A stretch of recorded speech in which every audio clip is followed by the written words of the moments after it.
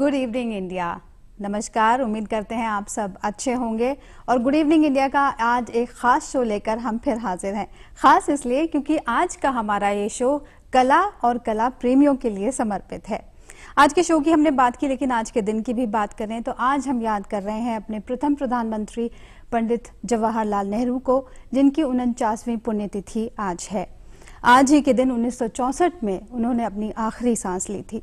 तो आज उन्हें याद करते हुए, उनके अहम योगदान को याद करते हुए हमारी भावभीनी श्रद्धांजलि। हमारे जो दो खास मेहमान हमारे साथ स्टूडियो में आए हैं, उनसे मिलकर आपको भी मेरी बात पर जरूर यकीन हो जाएगा। आइए आपको मिलवाते हैं हमारे खास मेहमानों से। हमारे साथ मिस्टर विनोद गोयल हैं, जो वैसे तो बाय प्रोफेशन एक ब्यूरोक्रेट है, लेकिन आज बतौर वाइल्ड लाइफ फोटोग्राफर हमारे साथ हैं। बहुत बहुत स्वागत है आपका।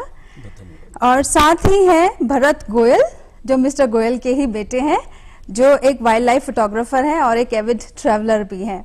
भरत, आपका भी बहुत बहुत स्वागत है। तो जाहिर है शुरुआत तो मिस्टर गोयल आपसे ही हुई होगी।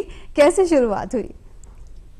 करीब मैंने कैमरा पहली बार करीब 30 साल पहले पकड़ा था, पहली बार खरीदा था मैंने। और उसके बाद जैसे जनरली होता है कि परिवार में लोग जाते हैं, अलग अलग हिल स्टेशन पे जाते हैं, अलग अलग जगह पे जाते हैं, तो आदमी कभी फोटोग्राफी करता है।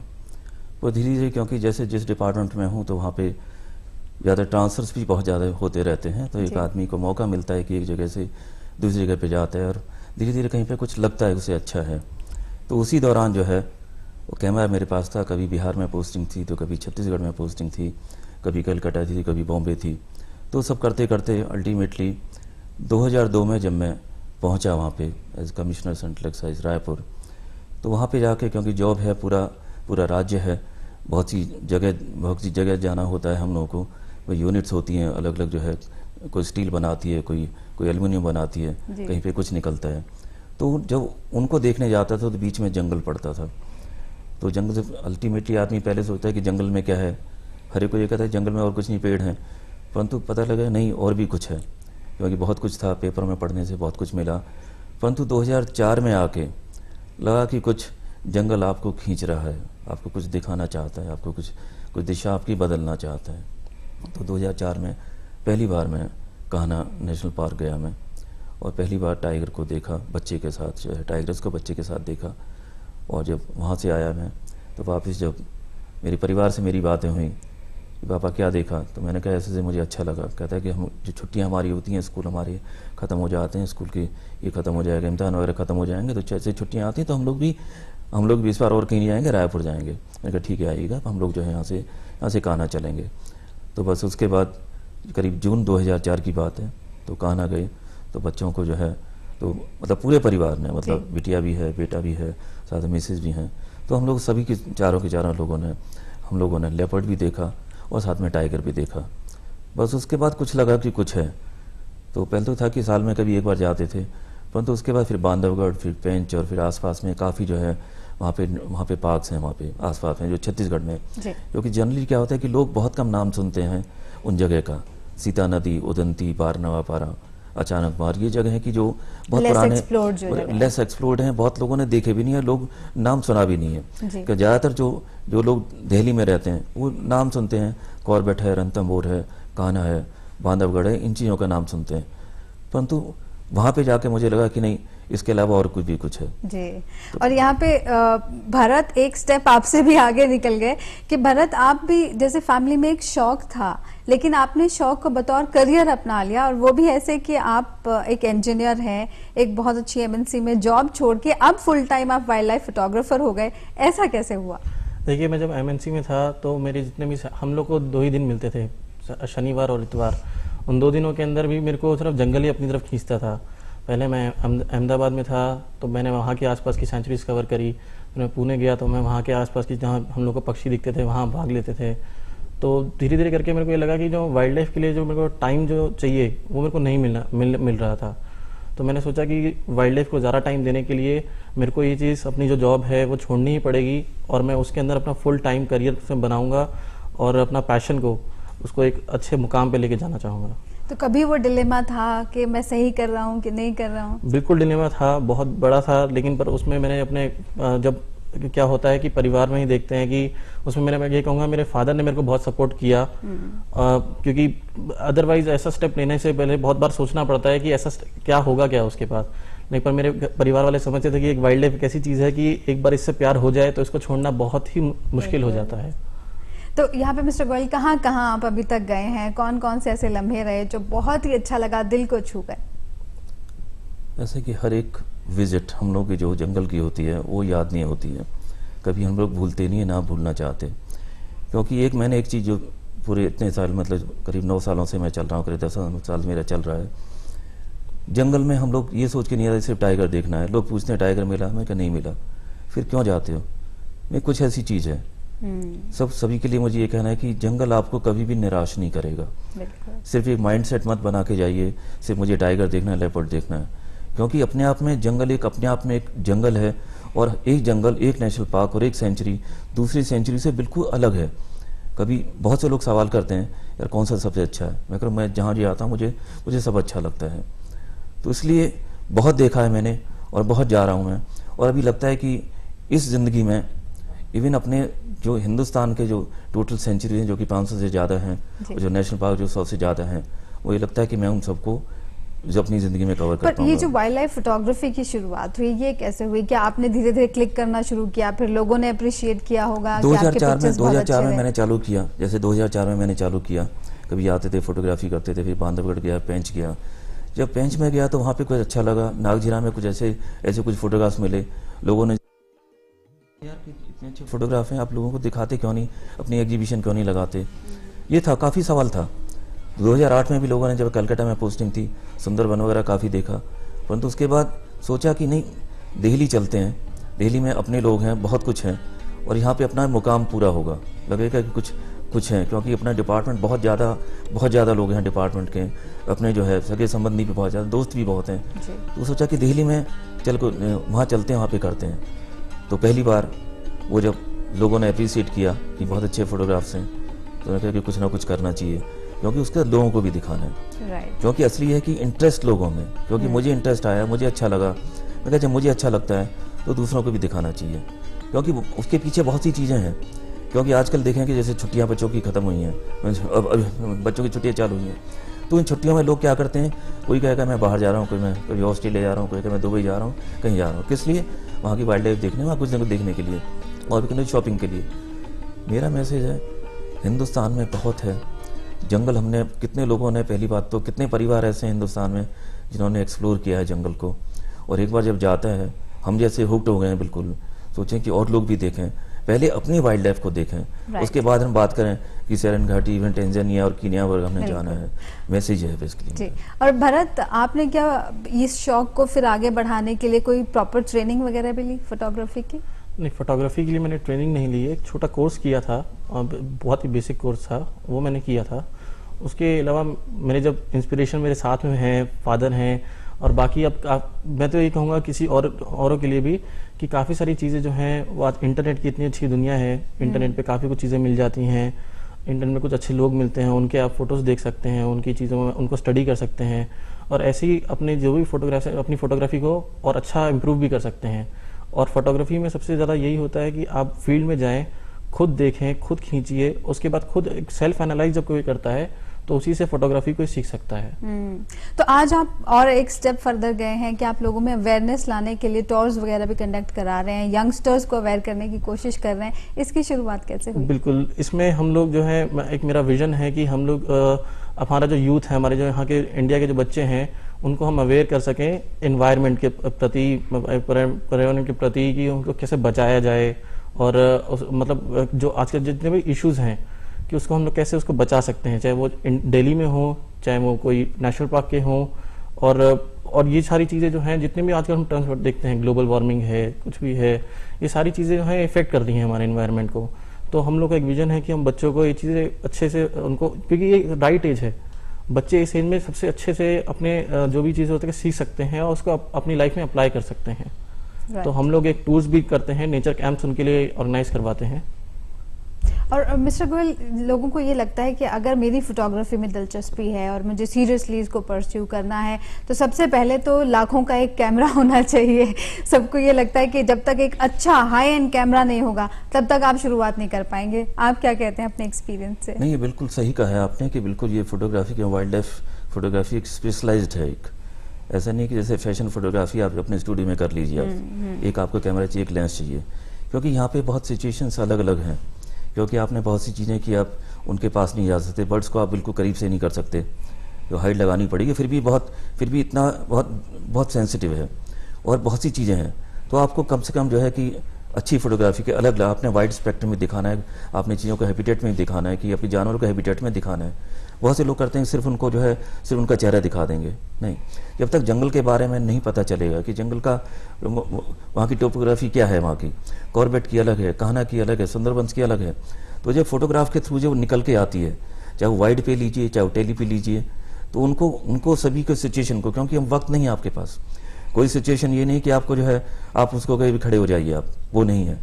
आपने तो बस कभी जब अब बर्ड्स को ढूंढ रहे हो, टाइगर को ढूंढ, बाकी चीज़ों को ढूंढ रहे हो, जब भी मौका मिलेगा, हो सकता है कि कुछ मोमेंट्स होती हैं तो हो सकता है 5 सेकंड के लिए, 15 सेकंड के लिए हो, तो उस टाइम पे आप ये नहीं सोचे कि लेंस आप चेंज कर लेंगे, नहीं, आपको अलग अलग सिचुएशन को कवर करने के लिए अलग अलग बॉडीज भी रखनी पड़ेंगी और साथ में लेंसेज भी आपको रखनी पड़ेंगे, जिससे कि आप लोगों को सब कुछ दिखा सको। बिल्कुल, और बहुत पेशेंस भी चाहिए होता होगा, क्योंकि एक अगर आप जैसा कि मिस्टर गोयल ने कहा फैशन फोटोग्राफी कर रहे हैं, आप मॉडल को समझा सकते हैं मुझे ये एंगल चाहिए, ऐसे बैठ जाइए, लेकिन यहाँ पे कोई भी चीज आपके बस में नहीं है। आपको नहीं मालूम है कि वो कब उठेगा जानवर, कब सोएगा, कब कौन सा मोमेंट ऐसा आ जाए कैप्चर करने लायक।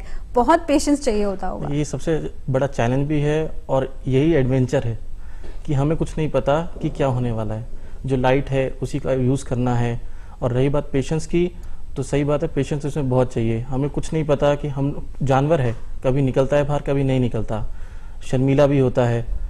कभी हम किसी पार्क में जाते हैं उम्मीदों के साथ जाते हैं कि अच्छा कोई शॉट मिलेगा, वहाँ मालूम चलता है 10 दिन लगा दिए, लेकिन पर वो चीज़ नहीं मिलती, मतलब वो जानवर का शॉट नहीं मिलता। नहीं, पर जैसा पिताजी ने कहा कि जंगल कभी निराश नहीं करता, तो ये दिमाग में हमेशा ये सोच के जाना चाहिए कि जो सब कुछ देखना है। और छोटे छोटे जानवर हो गए, चाहे कोई कीड़े हैं, चाहे कोई बटरफ्लाइज हैं, चाहे कोई बर्ड्स हैं, चाहे कोई अच्छी प्रकृति की कोई अच्छी सुंदरता है, वो सीन मिलता है, तो सब कुछ कैप्चर करने की कोशिश करनी चाहिए। आपको अपनी कौन कौन सी पिक्चर्स पसंद है? देखिए, जो पिक्चर कोई आर्टिस्ट खींचता है उसको सारी ही पसंद होती हैं, लेकिन हाँ एक पिक्चर है। कौन से एक्सपीरियंसेस पसंद है अच्छा जो सबसे ज्यादा याद आते हैं? मेरे एक्सपीरियंस था ताडोबा के अंदर, मैंने मानसून के टाइम पे 10 दिन वहाँ पे बिताए थे। तो उस टाइम पे अभी क्या है, ताडोबा जो है वो मानसून के अंदर बंद होना चालू हो गया है। पहले वो एक टाइम तक खुला रहता था, सारे रास्ते खुले रहते थे।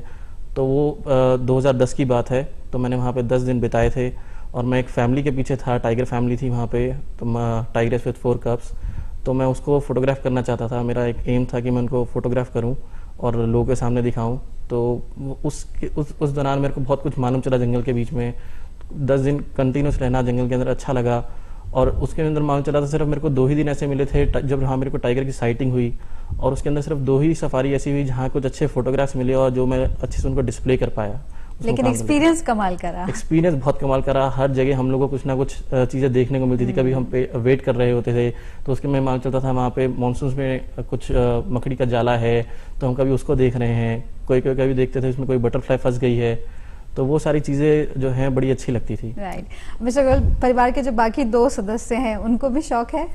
बिल्कुल शौक है। बेटी तो अपने घर चली गई है, फिर भी जो है वहाँ से भी काफ़ी सपोर्ट करती है वो, क्योंकि वाइल्ड लाइफ के बारे में काफ़ी कुछ चीज़ें जो इन लोगों की बच्चों की दोनों बहुत मदद कर रही है। मिसेस गोयल भी एक बार जंगल चली जाती हैं और लगता है कि महावत और टाइगर देखना है, कहते महावत पता लगी आप एलिफेंट पे गए हैं, और वो कहेगा नहीं सर आपको मैडम ज़्यादा टाइम नहीं, कहते नहीं 2 मिनट और चाहिए, और 2 मिनट और थोड़ा 2 मिनट और, उस तरह से जो है। अब यह कि अब कहना चाहिए पूरे परिवार को इंटरेस्ट है अभी। तो अब सब परिवार ये कहता है यदि मान लो मिसेस गोयल को यदि टाइगर 2 महीने नजर नहीं आए तो कहने लगेंगे भी बहुत टाइम हो गया, फटाफट किसी जंगल का प्रोग्राम बनाइए, टाइगर देख के आते हैं। तो कभी आपको रिस्की भी लगा कि जंगल के बीच में जाना और वाइल्ड एनिमल्स हैं, कई बार वो खुद भी मना करते हैं कि आप ज्यादा क्लोज मत जाइए, आवाज मत कीजिए, यहाँ पे ज्यादा देर मत रुकिए, कभी ऐसा भी हुआ, रिस्की लगा? नहीं होता है, रिस्क होता है बिल्कुल हमेशा जो है कभी, क्योंकि ऐसा कि एनिमल इंस्टिंक्ट तो कभी भी जागृत हो सकती है। हम लोग कभी ये क्यों सोचें कि फिर भी एक होता है कि हम लोग जब फोटोग्राफी के लिए जाते हैं तो एक we always maintain a space, ठीक है। राइट। जानवर की अपनी स्पेस है, क्योंकि हम उसके घर में जा रहे हैं। जब उसके घर में जा रहे हैं तो इज्जत हमें उसकी करनी है। वी से we always respect the animal, respect the subject what you are photography. उसको अपनी स्पेस दीजिए। एक वक्त जब लगेगा कि नहीं आपने दूरी कम कर दी है तो अपने आप इंडिकेशन दे देगा, या तुम मेरे घर में आए हो, प्लीज गेट आउट, थोड़े दूर रहिएगा। तो यानी कि उसको डिस्टर्ब ना करें तो ऐसी कोई सिचुएशन आएगी ही नहीं। सिचुएशन एक बार आई थी, एक बार लगा कि हम लोगों को जो है वो मेरे 2005 की बात है, कॉर्बेट के अंदर जो है, तो लगा कि आराम से एलिफेंट गुजर रहा था। और हमारे जो ड्राइवर था उसने जो गाड़ी चालू की, थोड़ा आगे लिया, उसने कहा अच्छा ऐसा कैसे हो सकता है। जो उसने टर्न किया और जो दौड़ा जो हमारी तरफ, अच्छा, मुझे उस टाइम पे लगा आज तो कोई ना कोई गया। मैं था, मिसेज थी, बिटिया थी और ड्राइवर ये थे। बट ड्राइवर वो सो एफिशिएंट, इतने अच्छे थे, फटाफट बैक गियर में गाड़ी डाली उन्होंने स्पीड से, फिर वो हाथी रुक गया। वो मैंने कहा इसको जाने दीजिए आराम से, उसके बाद जो वो चला जाएगा, दूर चला जाएगा, उसके बाद हम लोग आगे बढ़ेंगे। और ये छोटे छोटे एक्सपीरियंस है जो आगे के लिए आपको तैयार करते हैं, आपको सिखाते हैं। भरत, जब कोई आना चाहता है वाइल्ड लाइफ फोटोग्राफी में तो आप क्या कहना चाहेंगे, क्या प्री रिक्विजिट क्या है इसके लिए? देखिए उसमें मैं ये कहना चाहूँगा, पहले जो उनके घर के आसपास की वाइल्ड लाइफ है, क्योंकि वाइल्ड लाइफ ऐसा तो नहीं है, जो जानवर हैं वो ऐसा तो नहीं है जो नेशनल पार्क या सेंचुरीज में जाके ही मिलते हैं। कोई स्टार्टिंग में अपनी कॉलोनी जहाँ भी रहते हैं उसके आसपास जो गार्डन्स हैं, जो भी दिल्ली के अंदर इतनी अच्छी जगह हैं, या हर जगह हर सिटीज़ के अंदर इतने अच्छे अच्छे पार्क्स हैं, कोई लेक्स हैं, पहले वहाँ जाके उनको देखना चाहिए, एक्सप्लोर करना चाहिए कि वहाँ जाके कि उनको सही में वाइल्ड लाइफ के लिए मतलब उतना ही लगाव है। अगर उनको ऐसा लगता है तो उनको एक आगे कदम बढ़ाना चाहिए, उनको देखना चाहिए कि मतलब हमको उसमें भी इंटरेस्ट किस चीज़ में है, उनको बर्ड्स में है, टाइगर में है, मैमल्स में, या कहाँ पे इंटरेस्ट है, उस हिसाब से उनको अपना प्लान करना चाहिए कि वो कैसे आगे बढ़ सकते हैं उसमें। तो वाइल्ड लाइफ के आगे बढ़ना मुश्किल है, बट हाँ, लेकिन अगर एक बार उससे प्यार हो जाता है फिर सारी मुश्किलें खत्म हो जाती हैं। और आपका कोई ऐसा एक्सपीरियंस रहा जैसे मिस्टर गोयल ने शेयर किया कि जो अच्छा भी लगता है, बाद में लगता है कि हाँ बड़ा थ्रिल था, बहुत मजा आया, लेकिन उस टाइम पे बड़ा थ्रेटनिंग हो जाता है? देखिए थ्रेटनिंग तो मैं नहीं कहूँगा, मैं तो ये कहूँगा कि हमको शहर में ज़्यादा डर लगता है। शहर के अंदर आज के टाइम में कोई कहीं बाहर जाने से अकेले डरता है, जंगल के अंदर अकेले कहीं कोई डर नहीं लगता, कुछ नहीं लगता। वहाँ जाके चाहे आप गाड़ी में बैठे रहें, रात भर बैठे रहें, तो वहाँ कोई खतरा नहीं है, शहरों में ज्यादा खतरा है। Very well said. और मिस्टर गोयल, ये सवाल आई एम श्योर आपसे बहुत सारे लोग पूछते होंगे, इतने जिम्मेदारी के पद पे आप हैं, इतनी सारी मसरूफियत आपकी रहती होगी, बिजी रहते होंगे, आप कैसे टाइम निकाल पाते हैं? मैं सिंपल सा कहता हूँ सभी लोगों के लिए, वक्त जो वक्त है उसी वक्त में 24 घंटे उन्हीं के पास है, मेरे पास भी 24 घंटे हैं। हर रोज़ मैं जंगल जा नहीं सकता क्योंकि पता है कि मेरी ऑफिस की जिम्मेवारी हैं, वो भी इम्पोर्टेंट है, कभी कहीं एयरपोर्ट पे, कभी कहीं पे, तो आपने सब चीज़ों को देखना है। परंतु वक्त मेरा हमेशा ये कहना है कि वक्त हमारे पास है, वक्त को मैनेज कीजिए ढंग से, सब कुछ हो जाएगा। जैसे कि ऑफिस आपका 10 बजे है, सवेरे गर्मियों के अंदर 5 बजे आप आराम से उठ सकते हैं, 5 बजे लाइट मिल जाती है आपको, आसपास आपको कॉलोनी में चले जाइए, उसके आगे अरावली बायोडायवर्सिटी चले जाइए, यमुना में चले जाइए, ओखला बर्ड सेंचुरी चले जाइए। इंटरेस्ट है, सवेरे 2 घंटे लगाइएगा, सवेरे ज़्यादा नहीं, 2 घंटे जितना भी आपका वक्त लगता है वो भी कीजिए। परंतु क्योंकि एक बात क्या होता है कि जब वो वहाँ नेचर में जाते हैं तो आदमी दिमाग बिल्कुल कंप्लीट फ्रेश हो जाता है, उसे एक ताकत मिलती है, और उस ताकत के अनुसार और कोई अच्छे शॉट्स मिल जाते हैं। पूरा दिन ऑफिस में आदमी जाता है, काम करने का मन करता है, और शाम को रहता है कि अगले दिन फिर मुझे दोबारा जाना है जी।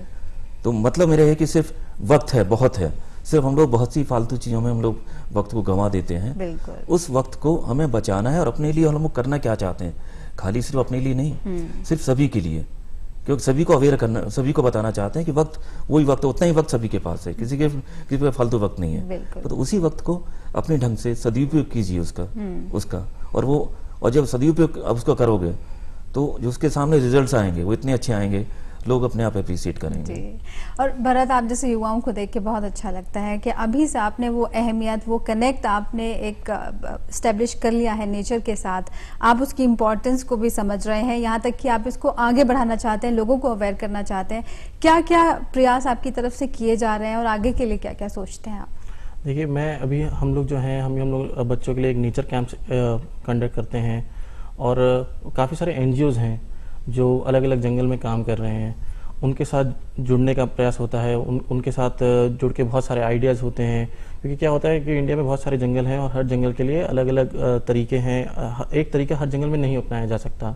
तो हर जो भी एनजीओ वहाँ के लोकल काम कर रहे हैं उनके साथ जुड़ के उनके साथ वहाँ के लिए काम करना, वहाँ के लोकल लोगों के लिए काम करना, ये एक रहता है।